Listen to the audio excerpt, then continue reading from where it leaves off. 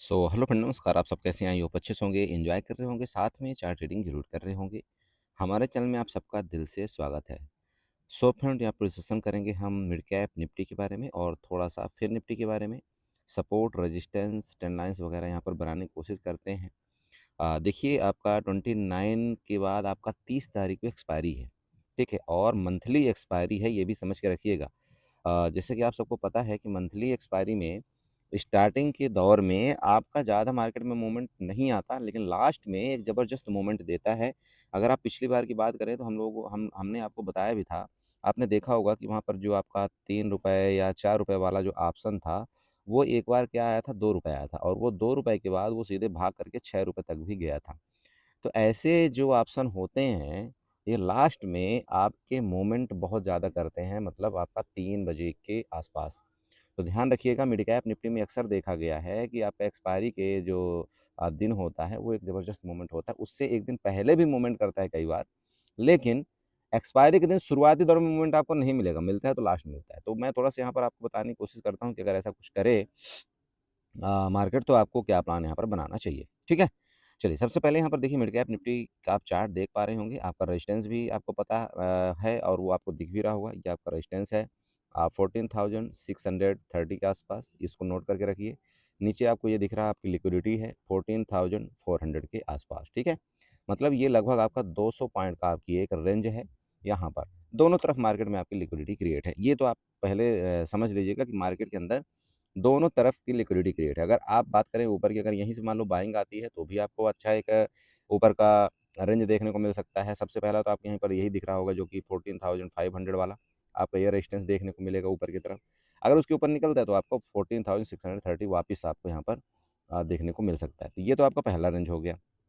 अब देखिए, नीचे की बात करें। अब नीचे में क्या है, यहाँ पर 3 बार आपके सपोर्ट लिया हुआ है। कहाँ पर देखिएगा, ये जो सपोर्ट आपको दिखाई दे रहा होगा, ये सपोर्ट देखिए इस ज़ोन में भी आपका लिया था।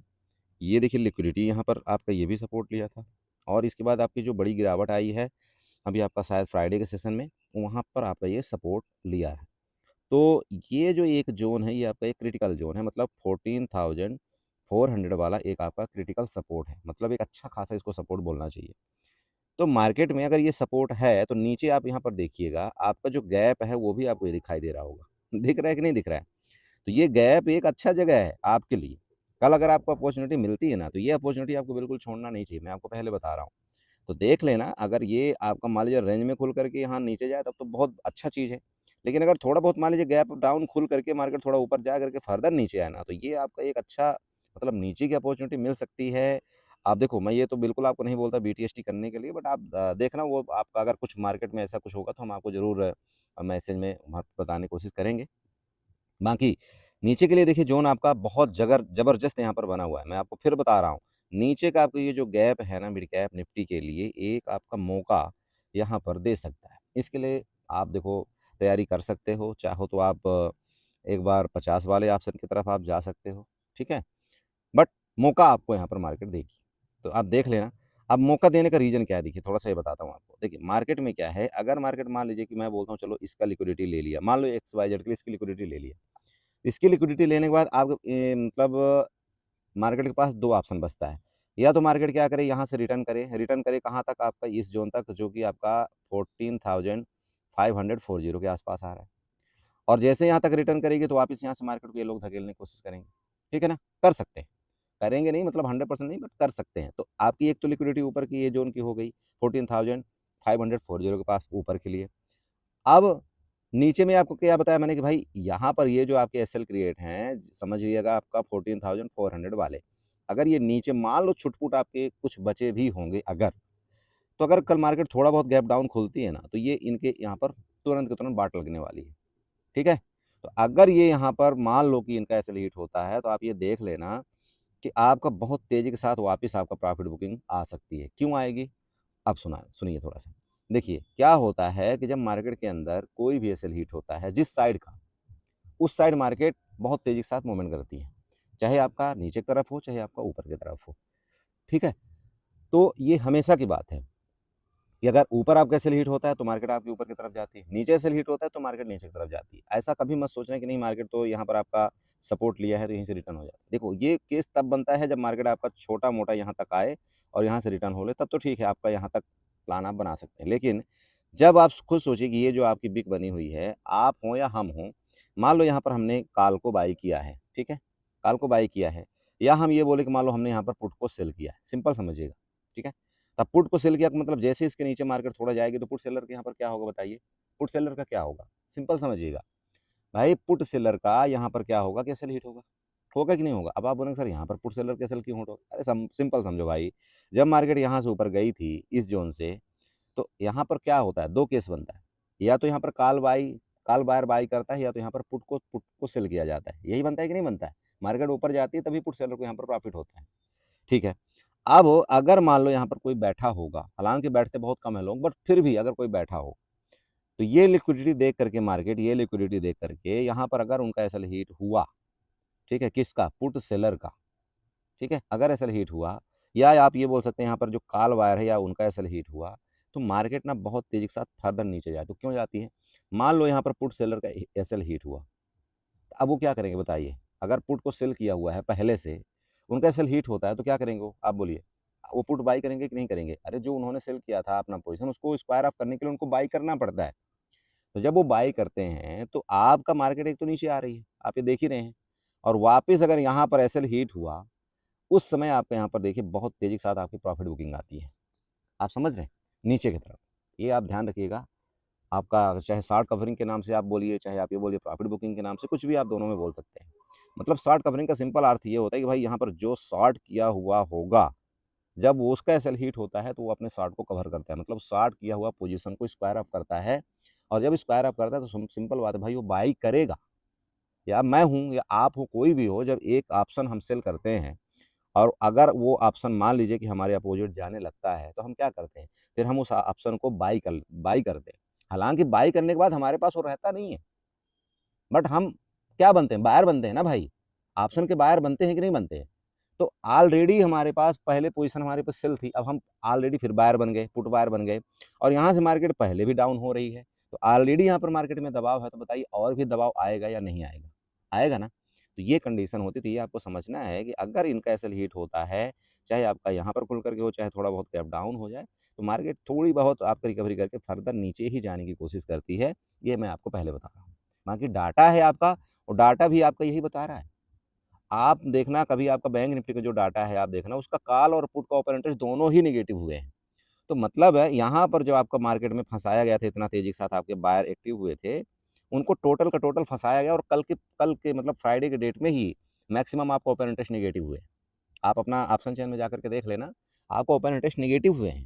तो नेगेटिव ओपन इंटरेस्ट होने का मतलब यही होता है कि आपके दोनों तरफ के आपके सेलर भाग रहे हैं, ठीक है। मतलब ये जो यहाँ पर कॉल बाई किए थे वो अपनी पोजीशन को स्क्वायर ऑफ कर रहे हैं, या आप जो ये पुट बाई किए थे वो भी स्क्वायर ऑफ कर रहे हैं, क्योंकि मार्केट में यहाँ पर कुछ पता ही नहीं है कि क्या हो जाएगा, सिंपल है। तो ऐसे केस में ये किया जाता है, और मंथली आपकी एक्सपायरी आने वाली है, तो यहाँ पर देखिए कुछ तो कुछ तो गड़बड़ होने वाला है। तो या तो आपको मौका मिले तो ये मौका आप छोड़ना नहीं, यहाँ पर आपको एक अच्छा मौका मिल सकता है। एसएल आपका छोटा होगा, लेकिन ये भी आपको ये भी नहीं सोचना चाहिए भाई यहाँ पर आपके एसएल क्रिएट है तो हो सकता है कि भाई ये आपका ये डब्लू पैटर्न भी बना सकता है मार्केट।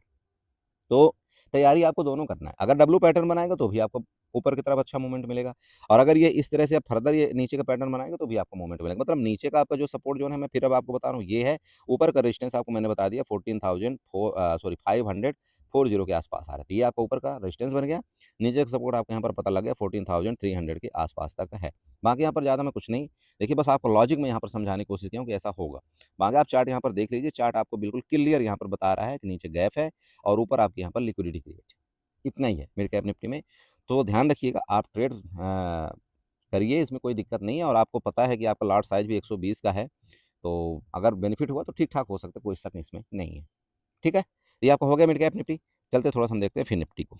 सो फ्रेंड देखिए, आपको ये फिर निफ्टी का चार्ट है, और फिर निफ्टी भी एक अच्छा मूवमेंट करती है, इसमें कोई शक नहीं। देखिए यहाँ पर क्या हुआ था, एक ज़बरदस्त मूवमेंट आई ऊपर की तरफ, और अभी ये जो गिरी है ना, देखिए ये सिर्फ और सिर्फ आकर के एक सपोर्ट के पास ही रुका हुआ है, ठीक है। अभी इसके लिए भी एक ज़बरदस्त भाई नीचे की जगह है कि नहीं, आप चेक कर लीजिएगा। मतलब नीचे में आपका 26,330 तक की जगह है, और मार्केट अभी ट्रेड कहाँ कर रही है, 26,720 के आसपास। बहुत ज़बरदस्त जगह है नीचे की भाई, ऊपर यहाँ पर वापस नहीं लीजिएगा। आपका ये वाला रेजिस्टेंस है, ये मैंने ट्रेंड लाइन यहाँ पर ड्रा किया, वो मैं आपको दिखाता हूँ।